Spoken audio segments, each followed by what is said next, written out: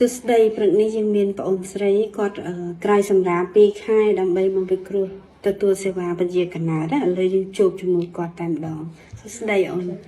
សុខសប្បាយអូនអាយុ26ឆ្នាំកូនបើតែបាន2ខែណាអូនណាពីមុនអូនធ្លាប់ប្រើអីពជាកណ្ដាលទេប្រើឆ្នាំអូអញ្ចឹងអូនប្រើឆ្នាំបានរយៈពេលប៉ុន្មានបានកូនអាយុ2ខួបអូចាអូនមកមើលទម្ងន់អូនសិនទម្ងន់63គីឡូ 1.72 BMI 21អត់មានលើសគីឡូទេណាមានធំតែលើសគីឡូទេសម្ពាធឈាមល្អឈាម10កន្លះទេណាច្បាប់បេះដូង78ហើយក្នុងចិត្តគិតពីផ្ទះមកចង់ប្រើអីវិជាកណ្ដាលចង់ដាក់កងអីកងដៃឬកងដាក់ក្នុងស្បូន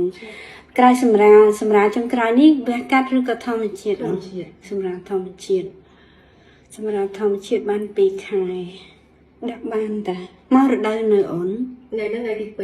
ទី2នៃរដូវចាអូនយកកងស្បូននេះនៅទីនេះអូនមើលចឹងកងស្បូនល្អតាអូនកងស្បូនវាអត់មានជាតិអរម៉ូននេះឧទាហរណ៍ថាបើយើងមានដុំស្បូនដុំដៃស្បូនឬក៏ដុំដោះអីក៏ប្រើបានដែរលើកលែងតែមានដុំស្បូនមួយដែលអត់ឲ្យប្រើអញ្ចឹងណានេះគឺកងស្បូនហើយកងស្បូនហ្នឹងវាអត់ចេះផ្លាស់ប្ដូរទីតាំងទេដាក់នៅក្នុងស្បូនគឺនៅក្នុងស្បូនហើយក៏អត់ចេះជ្រេះចាប់ទេណាកងទងដៃប៉ុន្តែវាអត់ជ្រេះចាប់ទេប្រើបានរហូតដល់10ឆ្នាំប៉ុន្តែពេលយើងដាក់ហើយហ្នឹងមួយខែយើងត្រូវមកឆែកខ្សែកងម្ដងមើលអេកូម្ដងដើម្បីដឹងថាវានៅទីតាំងត្រឹមត្រូវខ្លាចវាធ្លាក់មកបន្តិចអីចឹងទៅស្រាប់តែមានកូនក្នុងកងអីចឹងណាតមក3ខែ6ខែហើយមួយឆ្នាំយើងឆែកមើលម្ដងអញ្ចឹងណាហើយដូចអូនអញ្ចឹងអូនមានធំណាមានធំហើយរៀងមានសាច់អញ្ចឹងប្រើហ្នឹងអត់ឡើងគីឡូទេតែបើអូនប្រើកងដៃឬក៏ថ្នាំចាក់ឡើងគីឡូអត់ល្អចំពោះសុខភាពទេដូច្នេះជំរឿននេះគឺជាជំរឿនល្អហើយ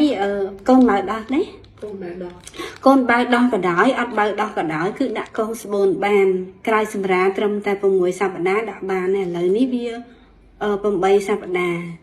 ចឹងមុននឹងដាក់នេះគ្រូត្រូវការឆែកមើលពិនិត្យមើលមាត់ស្បូនមានរលាកករោបអីអត់ដាក់បានអត់ហើយឆែកអេកូមើលតើក្រោយសម្រាធ្លាក់ឈាមស្អាតហើយនៅខ្លាចនៅសល់ឈាមដាក់ក្នុងស្បូនក៏យើងដាក់អត់កើតដែរ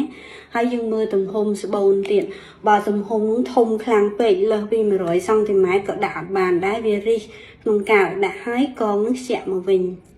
ចឹងយើងមើលប៉ុណ្ណឹងណាហើយបើសួរថាមានចម្ងល់អីហ៎ពាក់ព័ន្ធមួយកងហ្នឹងពេលដាក់ហើយចង់សួរថាម៉េចទេគុណវិបត្តិវាមិនខ្លះគុណវិបត្តិមានន័យថាអូនធ្លាប់មករដូវមិនមកអញ្ចឹង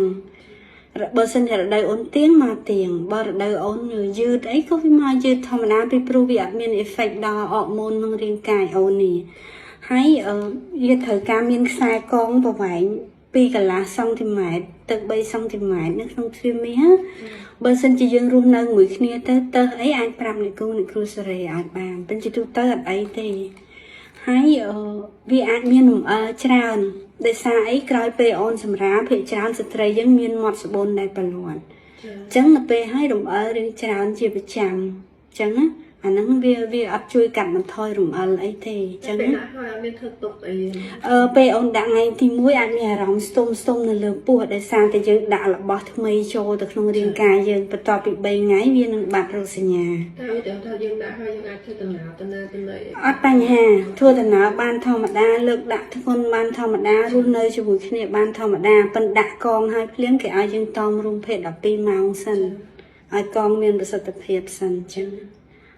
អរគុណច្រើន